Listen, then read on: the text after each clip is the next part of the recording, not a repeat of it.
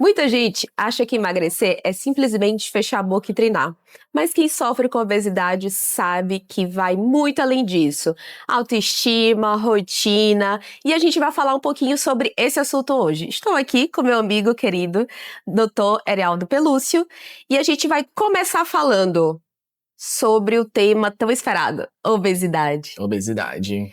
O que você mais vê no consultório em relação à obesidade? Então, em primeiro lugar, queria agradecer o convite de estar aqui hoje, por participar desse bate-papo.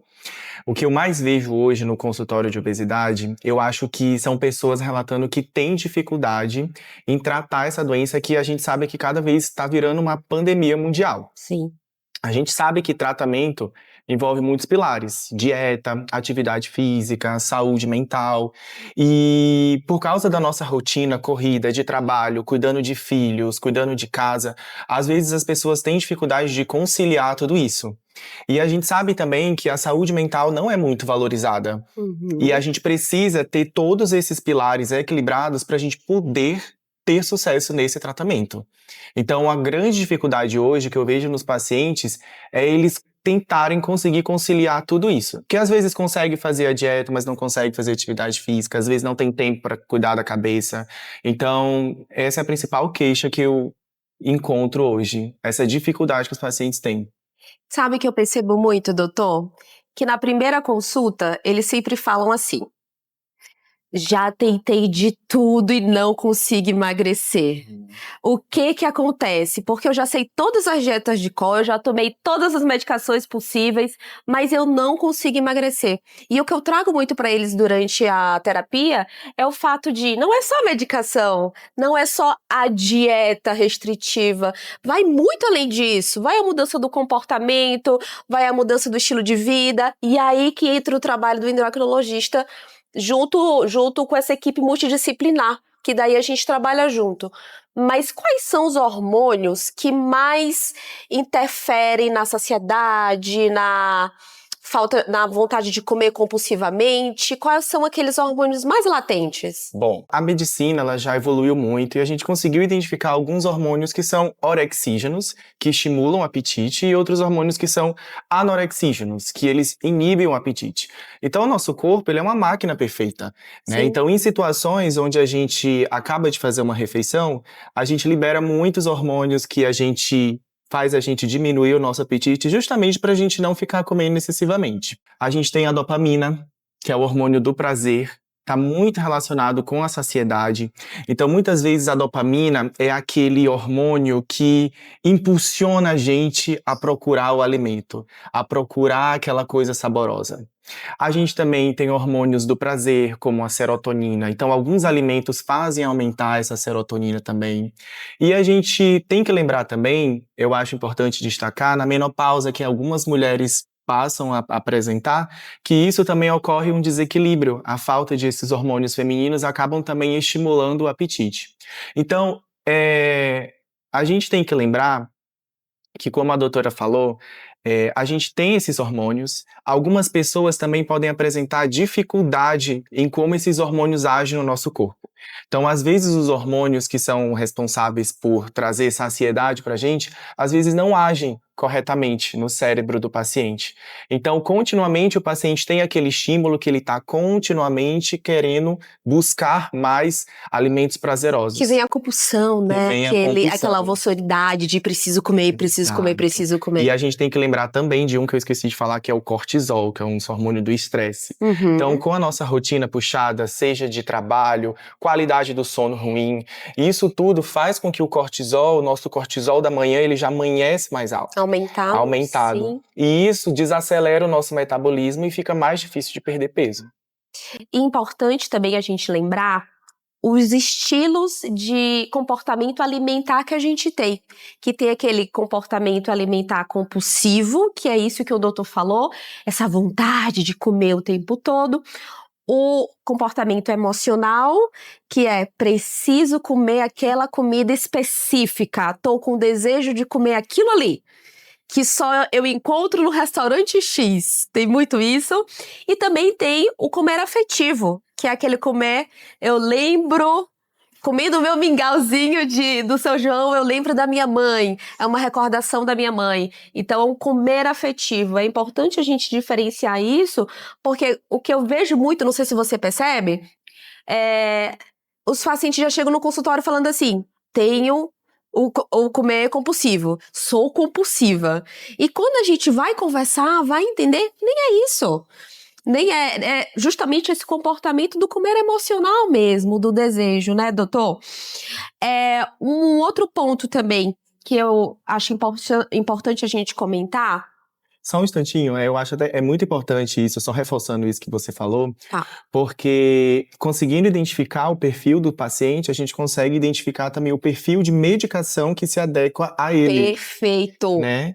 Então, às vezes, a medicação que trata aquela perfil daquele paciente que gosta de comer muito volume, tem certas medicações que não vão funcionar. E também, da mesma forma, aquele paciente que belisca muito ao longo do dia, às vezes tem outras medicações que não vão funcionar, e aí, nesse caso, a gente já parte por um outro tipo de medicação. Então, isso é muito importante, a gente conseguir identificar o perfil de paciente, porque aí a gente consegue identificar o perfil de medicação que vai combinar melhor com ele. Então, nem sempre a gente consegue identificar isso na primeira consulta. Às vezes, a gente vai identificando nas próximas consultas. E aí também é muito importante o papel do psicólogo pra gente, para poder, a cada consulta, identificar e trazer pra gente essa informação, né, pra gente poder acertar na medicação e não ficar tentando até encontrar aquela medicação, ser mais assertivo, né? E até porque o paciente chega na consulta falando o básico, né? É o básico do básico. Mas a queixa principal é, quero emagrecer, como eu faço? E quando ele vai pra terapia e eu vou aprofundando aquilo, o porquê daquilo, a gente entende que tem várias coisas por trás. Por isso que é importante o acompanhamento multidisciplinar. Porque uma coisa que ele não fala pro médico, ele fala pra mim e aí a gente já começa a se comunicar e a gente começa a fazer pontos mais assertivos naquele tratamento. É mais especializado para aquele paciente, né? Exatamente. Mas você consegue, doutor, diferenciar a falta de disciplina na real dificuldade emocional do paciente? Olha, às vezes eu tenho essa dificuldade. Porque às vezes eu acho que também o paciente omite muita informação pra gente, né? Então, ele diz assim: "Não, eu tô fazendo tudo direitinho, eu tô fazendo tudo certinho". Mas quando a gente vê, não tá. Às vezes ele faz de segunda a sexta, quando é de sábado e domingo, ele esquece dieta, esquece o estilo de vida. E aí, quando você vai ver o final de semana, 4 finais de semana no mês dá uma semana. Então é como se ele fizesse por 3 semanas e por uma semana ele não fizesse absolutamente nada. Então, assim, a falta de disciplina, hoje em dia, os pacientes também eles querem ser muito imediatistas. Também. Eles querem resolver, acham que vão resolver o problema deles com 1, 2 semanas de dieta. E eles precisam entender que não. É uma mudança de estilo de vida que vai acompanhar ele durante meses. Então, às vezes, o resultado, ele demora a chegar. Ele não vai chegar ali naquela semana, com 2 semanas do tratamento, né? Então, a real dificuldade emocional, a gente fica até complicado de conseguir identificar isso, porque, mais uma vez, reforçando, a gente precisa muito da equipe multi para poder identificar o perfil do paciente, né? Então, às vezes, a gente acha que ele tá fazendo tudo direitinho, e aí, de repente, quando ele se pega em situações de estresse, às vezes em situações de ansiedade, mesmo que ele esteja fazendo tudo direitinho, às vezes ele perde o controle.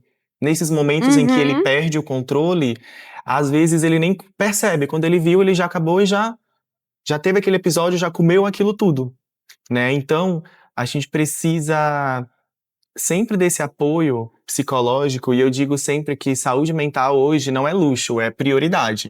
E não adianta a gente achar que vai só fazer dieta e atividade física que vai dar tudo certo. A gente tem que lembrar também que intestino ajuda muito a gente, então a gente precisa ter o intestino funcionando, hidratação, sono, vida social, vida conjugal. Então, às vezes a gente precisa ser um pouco de tudo, né? Sim, é verdade, é Pra verdade. poder tratar o paciente bem. E o paciente vem sempre com a reclamação assim, Meu Deus, como é difícil fazer isso, como é difícil mudar de estilo de vida. Nossa, dá muito trabalho. Sim, dá muito trabalho você ter um novo repertório comportamental. Dá trabalho. Por isso que um ponto bem importante que você falou foi o fato de ser imediatista. As pessoas querem tudo rápido. Eu quero emagrecer rápido, eu quero fazer tudo rápido. E aí, o que que acontece? A gente vai acelerando a vida. E a vida não é esse acelerar. A gente tem que voltar pra gente e falar assim: peraí, deixa eu entender como é que isso tá funcionando para eu começar a mudar. E por onde começar. Isso que é legal. Mas, doutor, qual é o estilo do paciente que você encontra mais no seu consultório? Aquele do tipo, quero emagrecer rápido? Aquele do tipo, faça o que você quiser? Ou daquele do tipo, doutor, eu vou tomar, mas não sei se eu vou conseguir seguir isso aqui. Qual é o estilo, assim, que você mais vê nos seus Eu acho que mais o atendimentos? último. Eu acho que mais o último que você falou.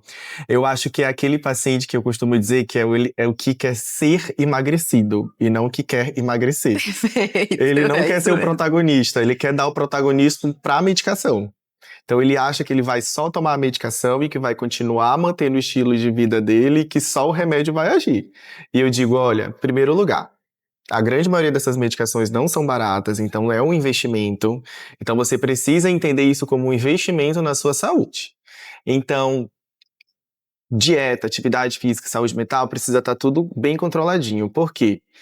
Se não tiver controladinho, o remédio não vai agir muito legal. E além do mais, quando se em algum momento a gente parar de tomar a medicação e o paciente não estiver fazendo tudo direitinho, a tendência é que ele volte a ganhar o peso dele perdido.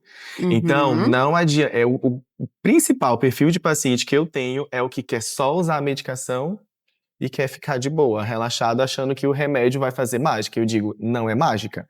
A gente tem que fazer por onde? E o interessante é que eles chegam falando na consulta assim, mas eu tô tomando a medicação e não tô conseguindo emagrecer. O que que é que tá acontecendo? É sempre assim, né? E é o mesmo perfil, é o mesmo perfil do fato da quero tudo rápido. Ou então aquele assim, ah, doutor, usei uma caixa da medicação e só perdi 2 quilos. Eu falei, tá ok, vamos continuar o tratamento e a cada caixa da medicação a gente vai perdendo mais 2 quilos, mais 2 quilos. E aí quando você soma ao final de, por exemplo, 6 meses, aí você tem uma perda de peso Sim, significativa. mas se a gente for aprofundar isso do paciente, a gente vai ver o que está acontecendo errado, o Vai. porquê que ele não está conseguindo emagrecer, porque a medicação ela tá fazendo efeito. Perfeito, exato. Mas o que mudança que você teve? Que estilo de vida você começou a ter depois da medicação? Isso também é importante a Sim, gente frisar, né? muito. Doutor, eu acho que a gente conseguiu alinhar aqui o fato da equipe multidisciplinar estar conectada e sempre ter esses feedbacks, né, das nossas comunicações, para a gente entender o paciente e individualizar cada tratamento para cada um, porque o que serve para mim não pode servir para você, não é? Então, é importante a gente frisar isso e mais ainda, não tome medicação sem acompanhamento. Precisa ter acompanhamento. Para a mudança ser efetiva, para as coisas acontecerem de uma forma sustentável. Senão, não acontece. É como eu falo, obesidade ela é uma doença crônica, multifatorial, ou seja, muitos fatores, e é recidivante, né? Então, tratar hoje a obesidade ela não é mais fator de risco, ela é uma doença, né? E assim como qualquer outra doença, exige tratamento de forma contínua, seja com medicamento, seja com dieta, seja com atividade física. Isso tudo é tratamento, não é só medicação, né? Então, é muito importante os pacientes entenderem a importância disso no contexto da obesidade. Obrigada, doutor, Eu que pela agradeço o conversinha. convite. Vamos brindar o nosso Vamos, com um café. cafezinho. Tchim, tchim. Obrigada, gente.